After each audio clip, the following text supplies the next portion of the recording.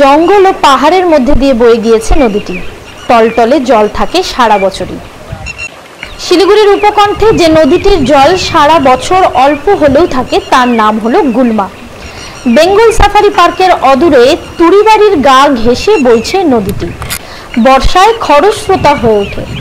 বছরের বাকি সময়ে টলটলে জল, নিচে কুচি পাথর, মাছেদের দল বেঁধে ভেসে যাওয়ার ছবি।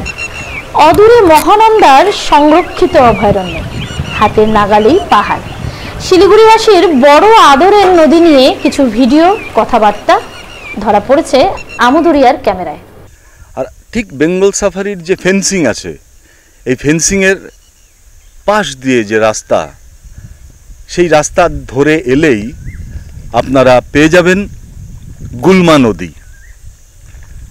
আমি প্রসেনজিৎকে বলবো ওই নদীটা একটু দেখাতে।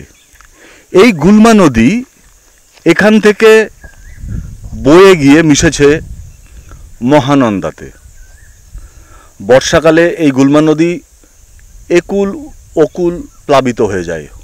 ওপারেও দেখছেন বনাঞ্চল। এই বনাঞ্চলের পাশ ধরে গিয়েই গুলমা মিশেছে মহানন্দায়।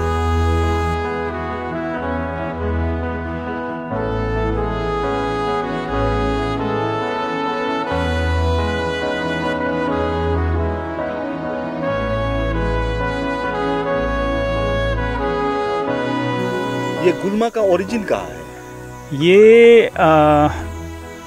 ये महानंदा वाइल्ड लाइफ सेंचुरी है। महानंदा वाइल्ड लाइफ सेंचुरी का जो ऊपर भाग है लाटपंजर का ठीक पीछे। सो ये जो रिवर है वहाँ से आया है। और ये रिवर छोटा सा है अभी देखने में, लेकिन ये कभी सूखता नहीं है और जो रेनी सीजन में है बहुत बड़ा हो जाता है। और ये महानंदा में ये जाके नीचे जाके महानंदा में मिक्स होता है जाके।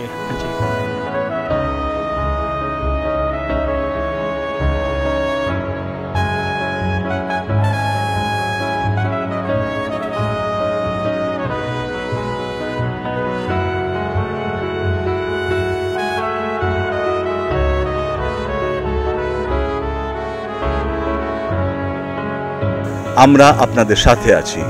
আমুদরিয়া news, voice of the marginal. ক্যামেরায় প্রসেনজিতের সাথে আমি কল্যাণময়।